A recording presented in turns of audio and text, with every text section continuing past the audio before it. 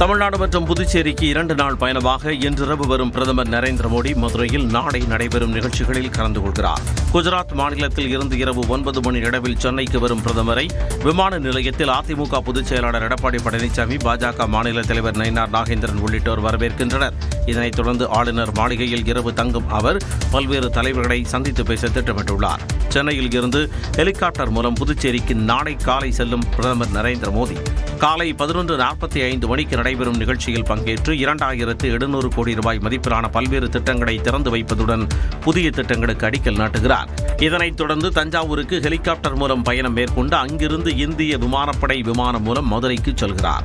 அங்கு நடைபெறும் அரசு நிகழ்ச்சியில் பங்கேற்று 4400 கோடி ரூபாய் மதிப்பிலான உட்கட்டமைப்பு திட்டங்களை தொடங்கி வைப்பதுடன் புதிய திட்டங்களுக்கு அடிக்கல் நாட்டவுள்ளார். இதில் அமிர்த பாரத ரயில் நிலைய திட்டத்தின் கீழ் மேம்படுத்தப்பட்ட மொரப்பூர், பொம்மிடி, சிறுவில்லிபுத்தூர், சோழவந்தான், மணப்பாறை, பொள்ளாச்சி, காரைக்குடி, திருவாரூர் ரயில் நிலையங்களை திறந்து வைக்கிறார். மேலும் சென்னை கடற்கரை எழும்பூர் 4வது ரயில் பாதை திட்டத்தை நாட்டிற்கு அர்ப்பணிக்கிறார். இதன் பின்னர் திருப்பரங்குன்றம் கோவிலில் வழிபாடு நடத்துவதுடன் தேசிய ஜனநாயக கூட்டணி கூட்டத்தில் பங்கேற்றுவிட்டு பிரதமர் மோடி டெல்லிக்கு புறப்படுகிறார். வரும் சட்டமன்ற தேர்தலில் வாக்குப்பதிவு இயந்திரங்களில் வேட்பாளர்களின் வண்ண புகைப்படங்கள் இடம்பெறும் என தலைமை தேர்தல் ஆணையர் ஞானேஷ்குமார் அறிவித்துள்ளார். சட்டப்பேரவை தேர்தல் முன்னேற்பாடுகள் தொடர்பாக அங்கீகரிக்கப்பட்ட கட்சிகளின் பிரதிநிதிகளுடன் தலைமை தேர்தல் ஆணையர் ஞானேஷ்குமார் சென்னையில் 2வது நாளாக ஆலோசனை நடத்தினார். தொடர்ந்து செய்தியாளர்களிடம் பேசிய அவர் 75,000 வாக்குச்சாவடிகள் அமைக்கப்பட இருப்பதாகவும் வாக்காளர்கள் செல்போன்களை பாதுகாப்பாக வைக்க தனி இடவசதி உள்ளிட்ட அடிப்படை வசதிகள் செய்து தரப்படும் என்றும் தெரிவித்தார். For a good experience for voting, the electronic voting machines will have colored photograph of the candidates and with a larger font so that the electors are able to identify easily the candidate to whom they will like to vote for. தொடர்ந்து பேசிய அவர் அனைத்து வாக்குச்சாவடிகளும் webcasting முறையில் கண்காணிக்கப்படும் என்றும் கூறினார். Regards to the polling day, every 2 hours the presiding officers of every polling station will be uploading the voter turnout data. தேர்தலை ஒரே கட்டமாக நடத்த வேண்டும் என அரசியல் கட்சிகள் விடுத்த கோரிக்கை பரிசீலிக்கப்படும் என்று கூறிய தேர்தல் ஆணையர் வெளிப்படைத்தன்மையுடன் நாட்டிற்கே முன்னுதாரணமாக இந்த தேர்தல் அமையும் என்று உறுதியளித்தார். மேற்கு மண்டலத்தில் அனைத்து தொகுதிகளிலும் திமுக கூட்டணி வெற்றி பெற வேண்டும் என்று நிர்வாகிகளுக்கு முதலமைச்சர் மு.க. ஸ்டாலின் அறிவுறுத்தியிருக்கிறார். கோவை, நீலாம்பூரில் மேற்கு மண்டல திமுக வாக்குச்சாவடி முகவர்கள் மாநாடு நடைபெற்றது. இதில் பங்கேற்ற முதலமைச்சரும் திமுக தலைவருமான மு.க. ஸ்டாலின் திறந்தவெளி வாகனத்தில் நிர்வாகிகளின் ஆரவாரத்திற்கு மத்தியில் என்ட்ரி கொடுத்தார்.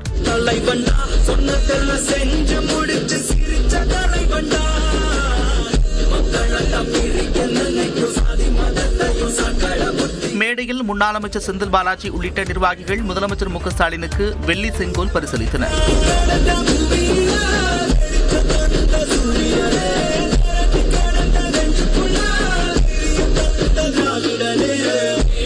தொடர்ந்து மேடையில் உரையாற்றிய முதலமைச்சர் மு.க. ஸ்டாலின் கடந்த தேர்தலில் மேற்கு மண்டலத்தில் எதிர்பார்த்த வெற்றி கிடைக்கவில்லை என்றார். மேற்கு மண்டலத்தை பொறுத்த வரைக்கும் 39 சட்டமன்ற தொகுதிகள் இருக்கு. இது எல்லாத்தையும் திமுக தலைமையிலான மதச்சார்பற்ற முற்போக்கு கூட்டணி வெற்றி பெற்ற செய்திதான். ரிசல்ட் அன்னைக்கு பிளாஷ் நியூஸா வரணும். மேற்கு மண்டலத்திற்கு ஏராளமான திட்டங்களை நிறைவேற்றியிருப்பதாகவும் முதலமைச்சர் மு.க. ஸ்டாலின் குறிப்பிட்டார். திமுக உள்ளிட்ட காங்கிரஸ் கூட்டணி கட்சிகள் நாட்டின் வளர்ச்சிக்கு எதிராக இருப்பதாக பிரதமர் நரேந்திர மோடி குற்றம் சாட்டியுள்ளார். நெட்வொர்க் 18 குழுமத்தின் ரைசிங் பாரத் உச்சி மாநாடு நிகழ்ச்சியில் உரையாற்றிய பிரதமர் மோடி ஏஐ மாநாட்டில் இளைஞர் காங்கிரசார் சட்டையை கழற்றி போராட்டம் நடத்தியதை கடுமையாக விமர்சித்தார். दुनिया के विकसित देशों की तुलना में काफी समय बाद आया उस भारत ने தொடர்ந்து உரையாற்றிய பிரதமர் திமுக அரசையும் விமர்சித்தார்.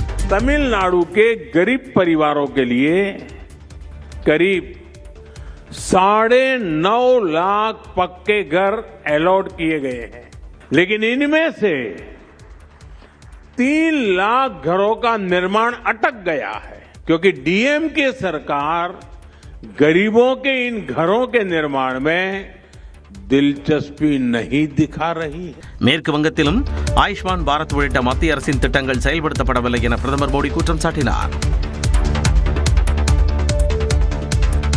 திமுக காங்கிரஸ் இடையே தொகுதி பங்கீடு பேச்சுவார்த்தை இன்று தொடங்குகிறது. நீண்ட இழுபறிக்கு பின்னர் திமுக காங்கிரஸ் இடையே தொகுதி பங்கீடு பேச்சுவார்த்தை இன்று தொடங்குகிறது. சட்டமன்ற தேர்தல் நெருங்கும் சூழலில் கூட்டணி கட்சிகளுடன் தொகுதி பங்கீடு பேச்சுவார்த்தையில் திமுக தீவிரமாக ஈடுபட்டுள்ளது. இதில் திமுகவுடன் தொகுதி பங்கீட்டு பேச்சுவார்த்தை நடத்த குழு அமைத்து ஏறத்தாழ ஒரு மாதமாக காங்கிரஸ் கட்சி காத்திருக்கிறது. இருப்பினும் காங்கிரஸ் கட்சியுடனான தொகுதி பங்கீடு பேச்சுவார்த்தை குறித்து திமுக மௌனம் சாதித்து வந்தது. இந்நிலையில் சென்னை விமான நிலையத்தில் செய்தியாளர்களை சந்தித்த தமிழ்நாடு காங்கிரஸ் பேரிட பொறுப்பாளர் கிரிஷ் ஓடங்கர் திமுக தலைவர்களுடன் இன்று கூட்டணி பேசவுள்ளதாக கூறினார்.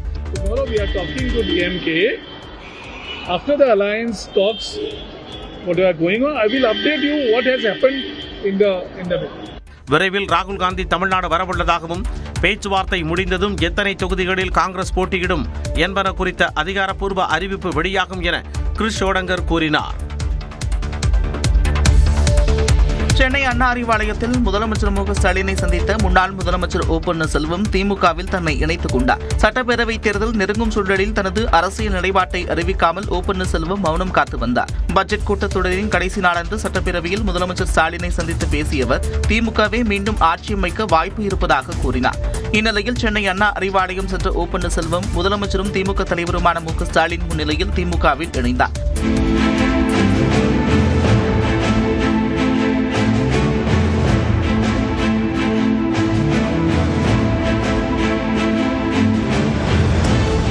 இதனைத் தொடர்ந்து போடிநாயக்கனூர் சட்டமன்ற உறுப்பினர் பதவியை OPS ராஜினாமா செய்தார். தலைமை செயலகம் சென்ற அவர் தலைமை செயலக செயலாளர் ஸ்ரீனிவாசனிடம் தனது ராஜினாமா கடிதத்தை வழங்கினார். அடுத்து வருகின்ற சட்டமன்ற பொதுத் தேர்தலில் திராவிட முன்னேற்ற கழகம் தான் வெற்றி அடைய போகிறது, தளபதி தான் மீண்டும் முதலமைச்சராக வரப்போகிறார் என்று அனைத்து மக்களுடைய மனங்களிலும் இன்றைக்கு நிலை கொண்டிருக்கின்ற உண்மையான நிலை. திராவிட முன்னேற்ற கழகத்தில் இணைந்திருப்பது தர்மம் என்று. அதிமுக சார்பில் 3 முறை முதலமைச்சராக இருந்த ஓ பன்னீர்செல்வம் திமுகவில் இணைந்திருப்பது வரலாற்று முக்கியத்துவம் பெற்றுள்ளது. முன்னாள் முதலமைச்சர் ஓ பன்னீர்செல்வம் திமுகவில் இணைந்தது குறித்து அதிமுக தலைவர்கள் பலரும் கருத்து தெரிவித்துள்ளனர். அந்த தீய சக்தியான கருணாநிதி அவருடைய மகன் தலைமையிலே இருக்கின்ற திராவிட முன்னேற்ற கழகத்தில் அவர் இணைந்திருக்கிறார். இது ஒரு வெட்கக்கேடான ஒரு செயல். எங்கள் தலைவரை பற்றி சொல்வதற்கு எந்த விதமான தார்மீக உரிமையும் இல்லை. முகாமாரி செல்வர்களை பற்றியெல்லாம் நாம் கவலைப்பட தேவையில்லை. இதுவரைக்கும் அதிமுக அப்படின்னு உரிமை மீட்பு குழு, அதிமுக பொதுச் செயலாளர், அதிமுக சொல்லி ஒரு குழப்பமான ஒரு நிலையை தான் தமிழ்நாட்டு மக்களுக்கு செய்தியாக சொல்லிக் கொண்டே இருந்தார்கள். காலத்துக்கேற்ப, நேரத்துக்கேற்ப, சூழ்நிலைக்கேற்ப பச்சோந்தி நிறம் மாறுவது போல அப்போது நிறம் மாறிக்கொண்டிருந்த ஒருவர் OPS திமுகவுடைய ஒரு பினாமி இன்றைக்கு வெட்ட வெளிச்சமாக இருக்கிறது. யாரை அதிமுகவுடைய ஆரம்பத்திலிருந்து தீய சக்தி அப்படின்னு சொல்லி அவ்வளவு கடுமையா நம்ம எதிர்க்கிறோமோ அந்த கட்சியில போய் சேர்றது அப்படிங்கிறது ஒரு துரோகத்தின் உச்சகட்டம்.